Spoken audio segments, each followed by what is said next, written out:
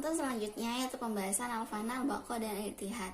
Al-fana ini sendiri merupakan hilangnya kesadaran pada diri manusia itu sendiri, yang dimana pada pendapat lain yaitu hilangnya sifat-sifat kemanusiaan dan digantikan dengan sifat-sifat ketuhanan. Juga dapat diartikan bahwasannya hilangnya sifat-sifat tercela. Untuk mudah dipahami bahwasannya al-fana ini yaitu hilangnya sifat-sifat yang tercela dalam diri manusia, hilangnya sifat maksiat, kebodohan, kejahiliahan dalam diri manusia.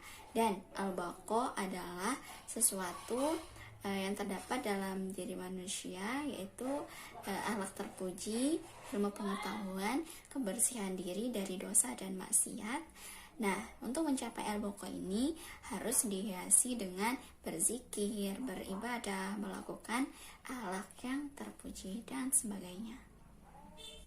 Berbicara mengenai fana dan baqa, erat kaitannya dengan ittihad, yang dimana tujuan dari fana dan baqa itu yaitu ittihad, yaitu situasi dimana batin atau rohaniyah menyatu dengan Tuhan. Dalam situasi ini pada sufi merasa dirinya telah bersatu dengan Tuhan, yang dimana suatu tingkatan yang mencintai dan yang dicintai telah menjadi satu. Kemudian dalam sejarah tasawuf yang disebut-sebut memperkenalkan fana baqa ini adalah Abu Yazid al-Bustami, yang dimana nama kecilnya adalah At-Taifur.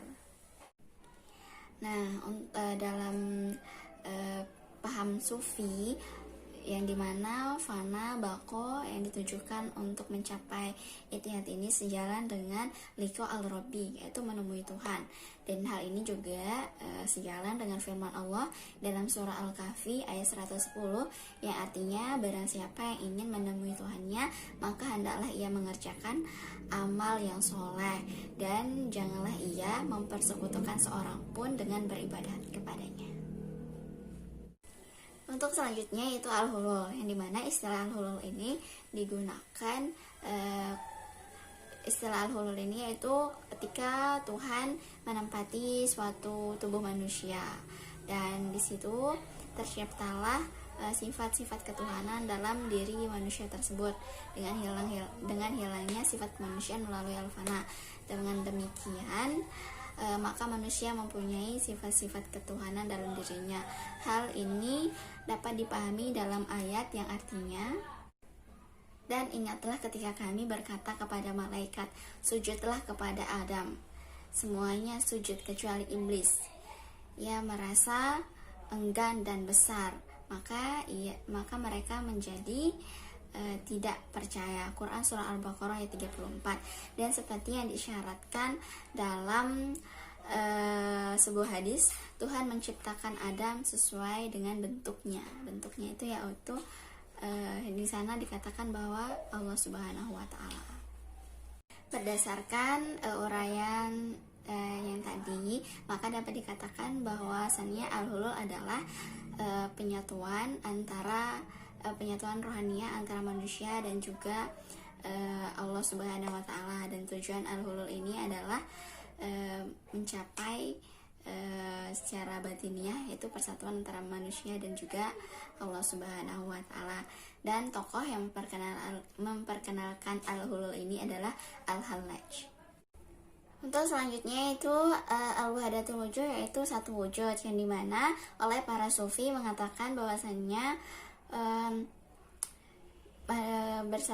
antara manusia dan Tuhan itu mempunyai adalah satu kesatuan wujud, dan dimana dalam al-wahdatul wujud ini antara batinnya manusia dan lahirnya Tuhan itu bersatu, seperti paham yang dikatakan oleh al-hulul tadi.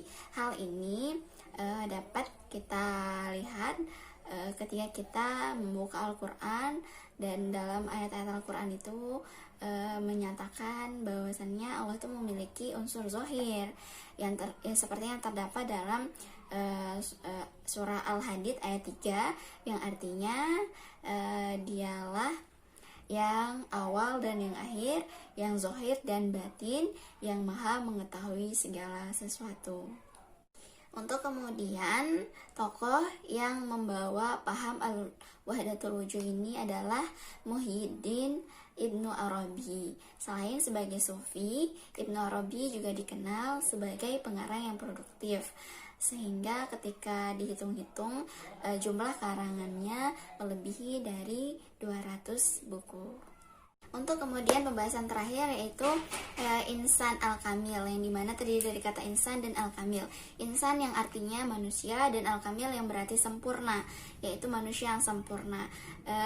Insan digunakan yang diartikan oleh filosof klasik bahwasannya merujuk kepada totalitas manusia, dan pada secara yang jelas bahwasannya mengarah kepada hakikatnya manusia, sedangkan al-kamil ini sendiri mengarah kepada kesempurnaan zat maupun sifatnya, yang dimana ini dapat terjadi melalui terkumpulnya seluruh potensi dan juga hal-hal baik lainnya. Insan al-kamil berarti manusia yang sehat dan juga berfungsi rohaniyahnya, yang ini akan digunakan secara optimal untuk berhubungan dengan Allah dan juga makhluk Allah lainnya, yang dimana ini akan mendukung manusia tersebut untuk melakukan akhlak secara islami, dan ini akan menjadikan manusia tersebut selama dunia akhirat, dan inilah harapan dari insan al-kamil ini.